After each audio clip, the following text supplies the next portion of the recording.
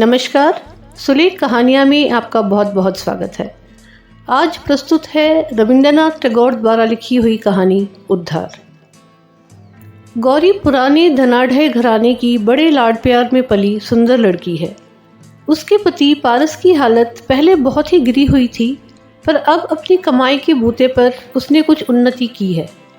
जब तक वो गरीब था तब तक उसके सास ससुर ने इस ख्याल से कि लड़की तकलीफ पाएगी बहू को विदा नहीं की थी। गौरी कुछ ज्यादा उम्र में ससुराल आई। शायद इन्हीं कारणों से पारस अपनी सुंदरी युवती स्त्री को संपूर्णतः अपने हाथ की चीज नहीं समझता था और मिजाज में वो तो उसकी बीमारी बनकर समा गया था। पारस पछान के एक छोटे से शहर में वकालत करता था। घर में अपने कुटुंब का कोई ना था। अकेली स्त्री के लिए उसका चित्त सदा उद्विग्न बना रहता। बीच बीच में वो अचानक असमय में अदालत से घर चला आता। शुरू में पति के इस तरह आकस्मिक आगमन का कारण गौरी की कुछ समझ में ना आया। बाद में वो क्या समझी सो वही जाने। बीच बीच में वो बिना कारण घर का नौकर भी छोड़ा देने लगा। किसी नौकर का ज़्यादा दिन तक बना रहना उसे बर्दाश्त नहीं होता। खासकर काम की परेशानी का ख्याल करके गौरी जिस नौकर को रखने के लिए ज़्यादा आग्रह करती उसे तो वो फौरन ही निकाल बाहर करता। तेजस्विनी गौरी को इससे इतनी चोट पहुंचती, उसका पति उतना ही चंचल होकर कभी कभी ऐसे विचित्र बर्ताव कर बैठता कि जिसका ठिकाना नहीं। अंत में जब वो अपने को संभाल ना सका और दासी को एकांत में बुलाकर उससे तरह तरह के वहम के सवाल करने लगा, तब सब बातें गौरी को भी मालूम होने लगी। स्वल्प भाषिणी नारी अपमान की चोट खाकर सिंहनी की तरह भीतर ही भीतर उफनने और घुमड़ने लगी और इस उन्मत्त संदेह ने दंपत्ति के बीच में पड़कर खंड प्रलय की तरह दोनों को बिल्कुल विच्छिन्न कर दिया। गौरी के आगे अपना गहरा संदेह प्रकट करने के बाद पारस की झिझक और शर्म जब बिल्कुल ही जाती रही, तब वो रोजमर्रा कदम कदम पर साफ साफ संदेह प्रकट करके स्त्री से लड़ने लगा और गौरी जितना ही गम खाकर मौन अवज्ञा और पैनी निगाहों के तेज तीरों से नीचे से लेकर ऊपर तक उसके बदन में लहूलुहान करने लगी, उसका संदेह का पागलपन मानो उतना ही बढ़ता चला गया। इस तरह दाम्पत्य सुख से वंचित उस पुत्रहीन तरुणी ने अपना संपूर्ण अंतःकरण धर्म की चर्चा में लगा दिया। हरि भजन सभा के नवीन प्रचारक ब्रह्मचारी परमानंद स्वामी को बुलाकर गौरी ने उनसे दीक्षा मंत्र लिया और भागवत की व्याख्या सुनने लगी। नारी हृदय का संपूर्ण व्यर्थ स्नेह एकमात्र भक्ति के रूप में इकट्ठा होकर गुरुदेव के चरणों में लौटने लगा। परमानंद के साधु चरित्र के संबंध में किसी को भी कोई संदेह न था। सभी उनकी पूजा करते थे, किंतु पारस उनके संबंध में मुंह खोलकर संदेह प्रकट न कर सकने के कारण अत्यंत व्याकुल हो उठा और उसका संदेह अधी फोड़े की तरह क्रमशः खुद उसी के मर्म स्थल को कुरेद कुरेद कर खाने लगा। एक दिन जरा सी किसी बात पर जहर बाहर निकल आया।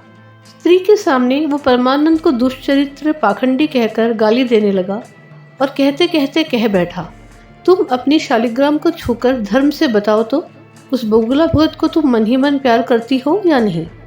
गौरी पांव तले दबी नागिन की तरह एक क्षण में उग्र रूप धारण करके झूठी स्पर्धा से पति को छेदती हुई रूंधे हुए कंठ से फुंकारती हुई बोल उठी, हाँ करती हूँ, तुम्हें जो कुछ करना है सो कर लो।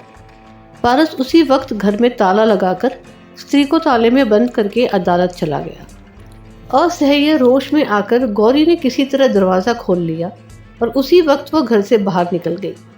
परमानंद अपनी एकांत कोठरी में बैठे शास्त्र पढ़ रहे थे। वहाँ और कोई भी ना था। सहसा गौरी अमेघ वाहिनी विद्युल्लता की तरह ब्रह्मचारी के शास्त्र अध्ययन के बीच जाकर टूट पड़ी।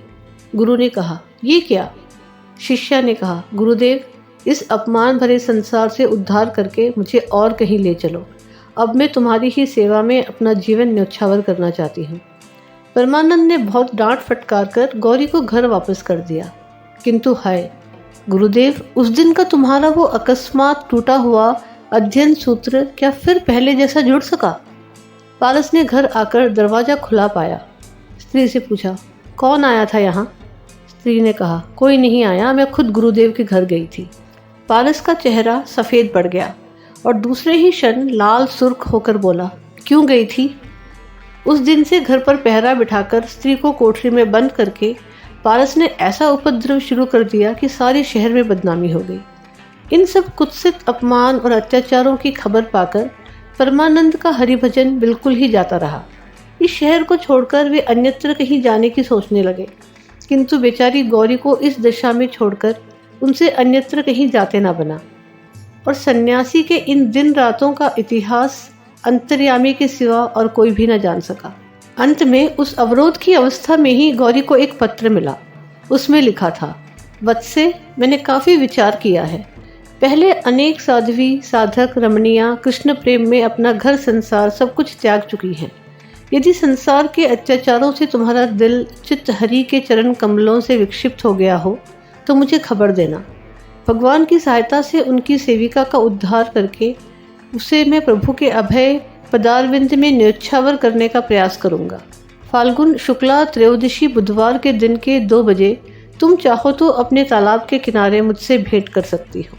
पति उस पत्र को पढ़कर भीतर ही भीतर जल भुनकर खाक हुए जा रहे होंगे।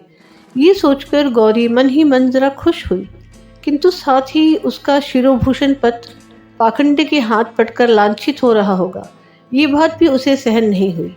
वो तेजी से पति के कमरे में पहुंची। देखा तो पति जमीन पर पड़ा हुआ बुरी तरह तड़प रहा है। मुंह से उसके झाग निकल रहा है और आंखों की पुतलियां ऊपर चढ़ गई हैं। पति के दाहिने हाथ की मुट्ठी में से उस पत्र को निकालकर गौरी ने जल्दी से डॉक्टर बुलवाया। डॉक्टर ने आकर कहा, एपिलेप्सी, मिर्गी है।